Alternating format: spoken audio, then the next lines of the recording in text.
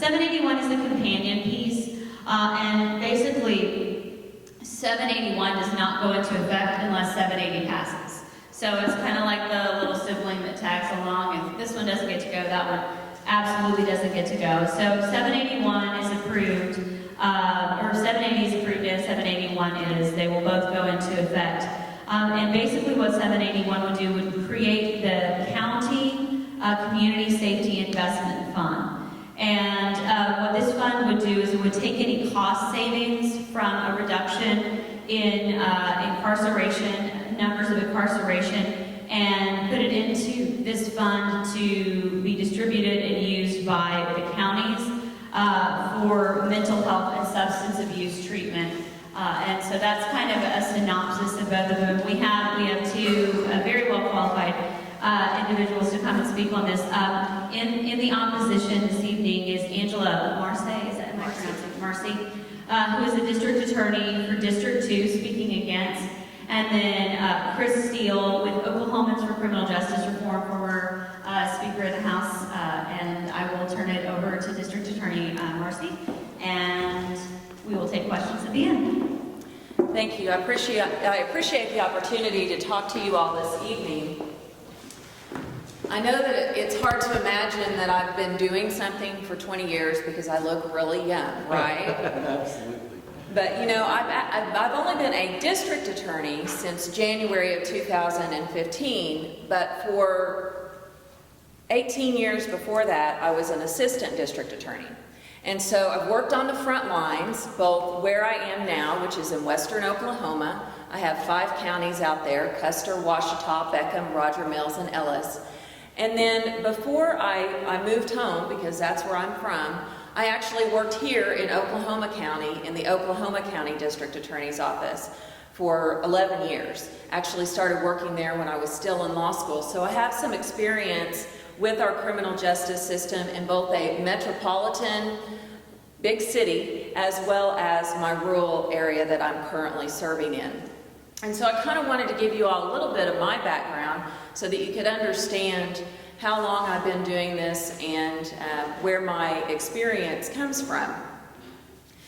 You know, district attorneys and our assistants, we're often called prosecutors, and you know, our job is to seek justice. I became an assistant district attorney in the first place because I wanted to speak for people who could not speak for themselves. And justice takes many forms. Sometimes justice is locking someone up and putting them in prison, but sometimes justice is treatment. And let me assure you that your district attorneys in this state absolutely support reform, and we support treatment in the appropriate case. There's a lot of discussion about the reasons behind Propositions 780 and 781, and there's a lot of talk about the incarceration rate in the state of Oklahoma. And what I'll tell you is that I know that Mr. Steele, when he was still in the legislature, I think it was in 2012, there was a study commission that made it very clear that what is driving our incarceration rate in Oklahoma is our 85% crimes. It's not our simple drug possession crimes. That only amounts to about 10% of our actual population of incarceration in Oklahoma. And so when we talk about 85% crimes, we're not talking about simple drug possession. We're not talking about a marijuana joint. We're not talking about a little bit of residue. We're talking about murders and manslaughters and rapists and robbers. That is what is driving our incarceration rate. And our high incarceration rate is a symptom of many other problems that we have here in Oklahoma. Domestic violence, child abuse, those social ills that we see and we hear about over and over and over again. Incarceration is a symptom of that, the same way as domestic violence and child abuse are. So why are your district attorneys and law enforcement agencies, the Association of County Sheriffs, the Association for the Chief of Police, many FOPs like the Oklahoma City FOP, the Fraternal Order of Police, Why are we against 780? And the bottom line is that 780 is dangerous to public safety in Oklahoma. It goes too far. There are good, common sense legislative reforms that actually went into effect today that are a good step in the right direction. There is not one thing that is going to fix the problem in the state of Oklahoma. It is going to take a collaborative effort. And so while we agree that reform is necessary, and that's why we're involved in a lot of these reform efforts, we think that 780 goes too far. And why does it go too far? We're not talking about just marijuana. 780 will make possession of all drugs, methamphetamine, PCP, heroin, cocaine, the date rape drug, those drugs, possession of those drugs under 780 will be a misdemeanor. And it will always be a misdemeanor. You know, I don't know if you guys saw that, I think it was a Toy Story with Buzz Lightyear when he says to infinity and beyond. That's literally how many misdemeanors you could have if 780 passes. There will be no increased incentive, no increased accountability for offenders if 780 passes. The other thing that 780 does is currently under our state laws, there are certain people and places that are protected. So if you possess any drug under our state law now, within 1,000 feet of a school, within 1,000 feet of a park, in the presence of a minor, that's a felony under our state law. If 780 passes, it will be a misdemeanor, always and forever, whether it's your first time, your third time, your 50th time, or to infinity. And that's why we're so concerned. There is no increased accountability for repeat offenders. The other reason that we're so concerned is that it takes a tool away from your district attorneys. We have discretion now if we have the evidence to file a certain type of case. We have discretion with whether that would be, how that would be filed. That will be taken away from us. The other thing that it will take away from us is our drug courts. Drug courts have proven to be one of our most successful treatment and diversion programs. And the reason drug courts work is because that substance abuse treatment is backed up by judicial oversight and legal leverage. And so what does that mean? That means that, have any of you ever dealt with someone who has an addiction? If you have, you realize that most people who are addicted to drugs are so addicted to drugs that that's all they want. They don't want to voluntarily go to treatment. And so they don't usually go to treatment until that's their last option. You're going to prison if you don't go to treatment and you don't fix this program and you don't complete this program. And so it will take away our ability to use drug courts, because if these crimes are misdemeanors, always and forever, a misdemeanor only carries up to a year in the county jail. And unlike our simple possession statute now, which has been, it's been tweaked in some of that legislation that I talked to. Some of there are no more mandatory minimums for drug possession, and the maximums have also been reduced because we recognize that that was something that we need to deal with. And that legislation goes into effect today. But that's still, the new law still gives us the opportunity to have that increased accountability and still have that lengthy prison sentence hanging over someone's head if they do not successfully complete drug court.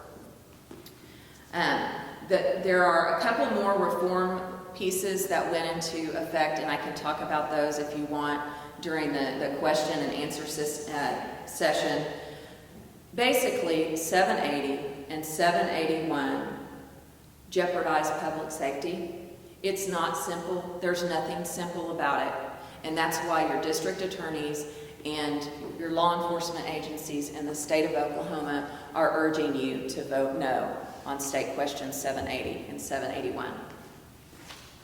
Well, I'm excited to get to be here. I'm going to be as concise as I can. I know the hour is late, but I want to make sure that we provide adequate information, appropriate information, factual information. Here's the reality. We've got a problem in Oklahoma. We have the highest incarceration rates of any state in the nation. We incarcerate more female offenders per capita than any state in the nation. No, nobody's even close. We incarcerate female offenders at over twice the national average per capita. And does anybody in this room really think that the women in Oklahoma are worse than the women in other states? Absolutely not. Absolutely not. We have the second highest male incarceration rate of any state in the nation, second only to Louisiana. And just recently, the U.S. Sentencing Commission released a report that indicated that in Oklahoma, we incarcerate African Americans at the highest percentage per capita. We've got some issues that we have to deal with in Oklahoma. Spending for corrections, let me say that appropriately. Spending for incarceration has increased 172% in the last 2 decades. It would be one thing, and we would not be here having this conversation if the people that we were incarcerating and the money that we were spending to incarcerate were actually equating to a reduction in crime. We're not getting the results that we intend to get because our system is broken. Why in the world would we want to continue to throw money at a broken system when it's not working? The reality is it's not working because we're not effectively addressing the root cause behind the behavior. We're not effectively providing adequate levels of treatment and or mental health care in the community. We're just not. Our understanding of addiction is not where it should be. Let me just call time out and tell you, we have a balanced budget amendment in the state of Oklahoma. So many things that we're talking about tonight are related to this issue. That balanced budget amendment means that the legislature cannot appropriate more money than it takes in a given year. So, the more money we spend on incarceration, the less money we have to spend on education, or health care, or services for kiddos in at-risk situations, or anything else that you may deem to be an important service of government. We can't do it because we're spending all of our money on incarceration. It's increased 172% in the last 2 decades, and it's not working in the way of reducing crime. Here's why it's not working. Let me just use myself as an example, and let me tell you what happens. And by the way, the statistics are wrong. I had the opportunity to visit with the governor's office today, who indicated that last year, 25% of those admitted to the Department of Corrections were for simple possession or low-level property crimes. Over 1,300 individuals in our prison system. If you look at our stock population who's in prison now, 49% fall into the category of nonviolent offenses. That's who's driving our numbers up as much as anybody, and there is a better way to deal with low-level offenders in the state of Oklahoma. We're talking about people who battle addiction and mental illness. There's no doubt that drug use begins as a choice, but at the point in time that the drug takes over, it becomes an addiction, and addiction is a disease. And as far as I can tell, addiction and mental illness are the only disease that we incarcerate a person for in the state of Oklahoma. We don't incarcerate somebody for diabetes, or for high blood pressure, or for heart disease, but we sure do for addiction and mental illness, because we don't have alternatives in place to effectively deal with those conditions. State Question 780 and 781 basically does this. It gives us an opportunity to differentiate between the low-level offender who could be better served through treatment and mental health care and supervision in the community versus an individual who truly poses a danger to society or a risk to public safety and should be incarcerated. We can make that distinction with State Question 780 by reclassifying simple possession and low-level property crimes under $1,000 from felony convictions punishable by incarceration to misdemeanors. And let me just tell you why that's important. A felony conviction is a life sentence. A felony conviction in Oklahoma stays with the individual for life. And it acts as a scarlet letter that excludes an individual from participating pro-socially in the community even after they finish their sentence, their time in prison. They can't get a job because they're a convicted felon. It leads to unstable housing because if you're a convicted felon, you don't qualify for public assistance for housing. Most people today won't even rent to a person who's a convicted felon. These are low-level offenses. These are people who battle addiction. The district attorney is right. If you know somebody who battles addiction or mental illness, you know that they're not a bad person. They need help. They need help. But let me tell you what happens. When the addiction goes untreated, it's a chronic, progressive condition, and that individual is progressively going to get worse until they get the help they need. And when they don't get the help they need because the services aren't there, it leads to antisocial behavior. She said that 780 and 781 disrupts drug court. It's not true. It's not true. Since 2008, the state of Oklahoma has had in statute misdemeanor drug courts. They've been in existence since 2008, and yet not a single misdemeanor drug court is operational because they've never been funded in the state of Oklahoma. Here's what the research says. The research is clear. To effectively modify the behavior of a person who battles addiction or mental illness, you have to have appropriate levels of treatment. And then you have a swift, certain, and sure sanction model up to a year in jail, not to put these individuals in jail, but to get them in treatment. But if they're non-compliant with the court order, you use a swift, certain, and sure timeout in the jail to get their attention. But you don't disrupt the stability that they have in their life. You don't disrupt their opportunity to continue on with the treatment or to remain employed. And you certainly don't tag them with a felony conviction, that form of banishment for life. This gives us an opportunity to take a smarter approach to criminal justice policies in Oklahoma by differentiating between low-level offenders who can be better served in the community through treatment and supervision and mental health care versus individuals who pose a legitimate danger to society and should be incarcerated. It costs $19,000 a year to incarcerate a person in Oklahoma. We have the highest incarceration rates of any state in the nation, compared to $6,000 a year to provide treatment and supervision in the community. The other thing that the district attorney would like to share with you to scare you is that the safeguards aren't there in 780 and 781. It's not true. Drug manufacturing remains a felony conviction. Drug distribution remains a felony conviction. Drug trafficking remains a felony conviction. Drug possession with intent to distribute remains a felony conviction. Anybody who possesses a date rape drug will be charged with a felony conviction because the reason that you would have it is to distribute. Possession with intent to distribute remains a felony conviction. The only reason that somebody would have drugs on a school ground is to distribute. That in and of itself is grounds to charge a person with intent to distribute. The safeguards are there. This is a smarter approach. Several other states have already enacted these reforms and seen significant results in making better use of their state's resources and reducing crime and increasing public safety because they address the root cause behind the behavior. It's a much smarter approach to individuals who battle addiction and or mental illness.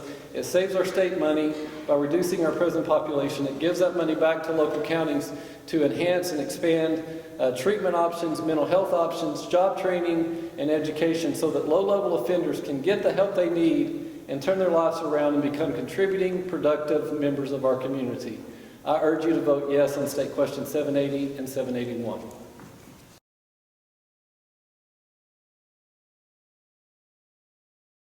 Thank you. I think that, as I said earlier, we do recognize that we need to make some changes, but I don't want to throw the baby out with the bathwater, so to speak. And that's what I think 780 and 781 do. The legislation that goes into effect today addresses several of the concerns raised by Mr. Steele. One of the things that he talked about was how important it is to reclassify these drugs as misdemeanors so that we don't give people a scarlet letter. So 2 of the reform measures that go into effect today actually address those very things. First of all, there is a DA discretion misdemeanor now. And so if it's a non-violent offense, that's a non-85% crime, and the DA believes in the best interest of justice, it should be filed as a misdemeanor, we now have the discretion to do that. Contrary to popular belief, we can't just charge someone with a crime because we want to charge them with a specific crime. We have to have evidence of that specific crime. And so just because you assume that someone would only possess drugs on a school or only possess the date rape drug because they want to distribute it, that's not evidence. You have to have evidence to prove possession with intent to distribute, or possession, or an actual distribution of some sort. And typically the way we prove that is by hand-to-hand buy, or an excessive amount of money, or scales, or it's individually packaged. Actually, the Court of Criminal Appeals has made it very clear to us that a high volume of drugs, just possessing it, is not enough to charge someone with possession with intent to distribute. And so to say that we can still charge those and that we still have the discretion to charge those is false under what we have to prove legally. And so let me get back to the other reform measures. So the DA discretion misdemeanor is something new. And so what that means is if there's another crime, like possession of methamphetamine, and we think, you know what, we need to give this person a chance. Yeah, they actually committed the crime of possession of methamphetamine, but we think it should be a misdemeanor in this case. We can do that now, effective today. The other thing is that there's a new law that goes into effect about DA deferred prosecutions, specifically in drug possession cases. Now, we've had the ability to do DA deferred prosecutions for a while, but there's not any real specific language that pertains to drug possession. That's new. That goes into effect today. And I'll tell you that your district attorneys are actually looking at, and we have a committee trying to figure out how to do that program. And so why is that important? If it's a DA deferred prosecution, you don't even get a charge filed, so it doesn't go on your record. So both of those things address Mr. Steele's issues about not branding someone with a felony conviction. And the other thing is, just Friday, I was on the radio out in western Oklahoma, and we took questions.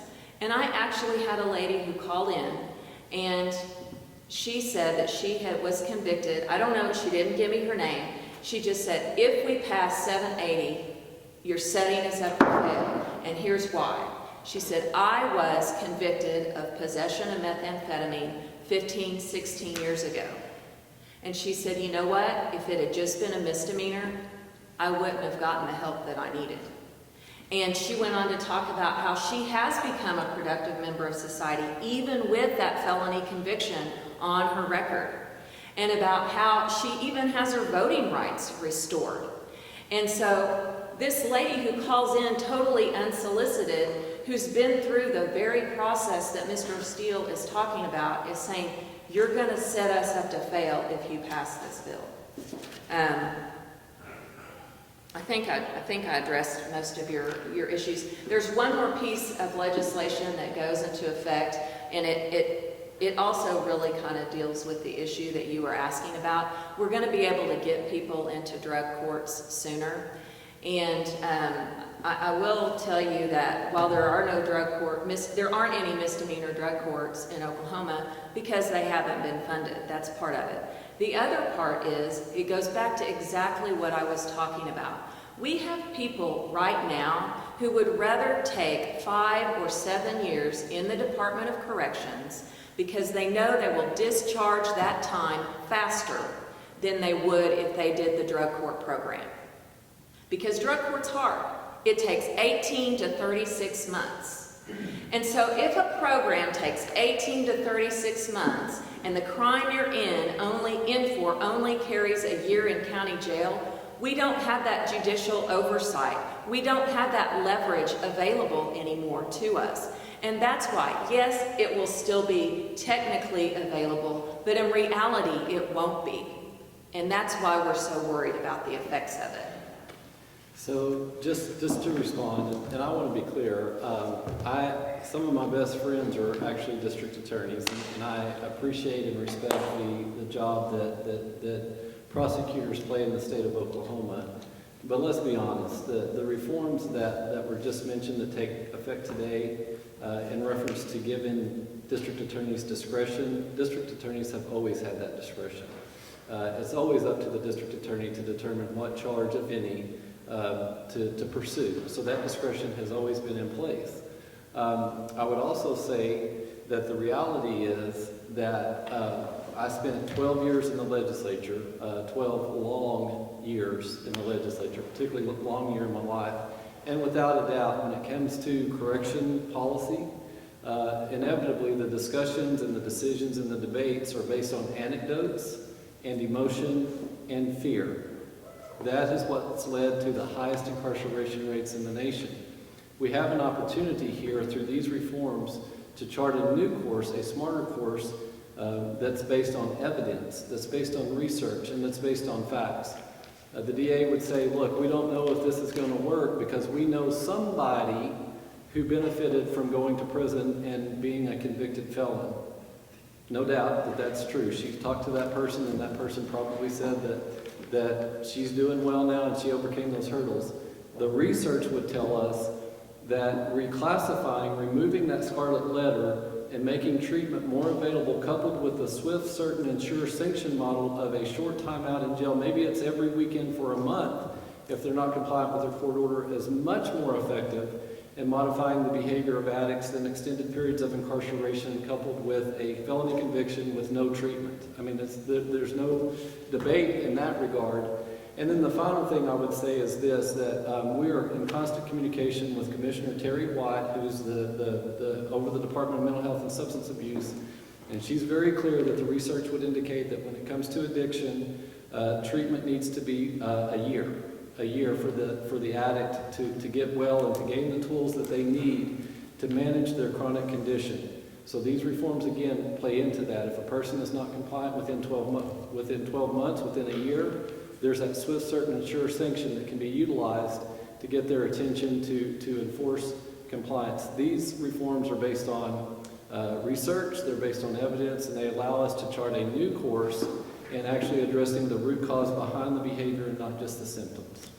And actually, our concerns are based on what's happening in other states.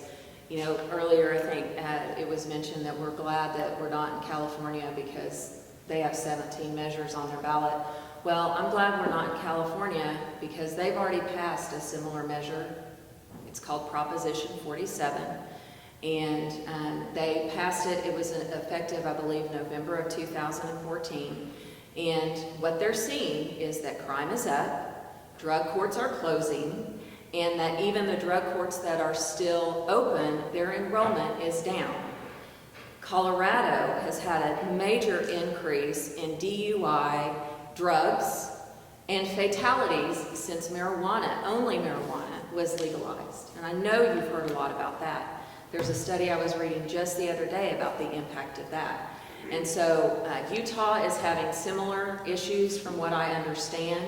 And so other states that have passed similar measures are showing us what will happen in Oklahoma if 780 and 781 are passed. We don't have to guess. We can see it happening in these other states.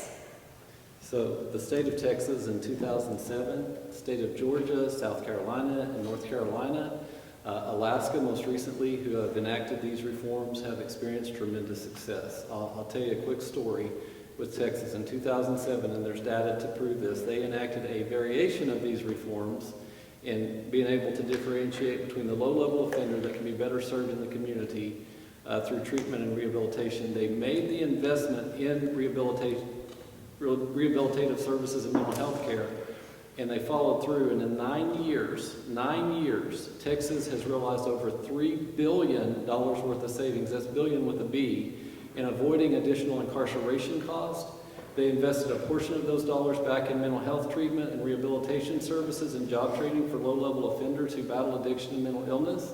And Texas has actually closed 3 state prisons and 14 juvenile detention centers in the last 9 years. And oh, by the way, crime in Texas is at a 30-year low. So we know that these reforms work. Other conservative states have already enacted them.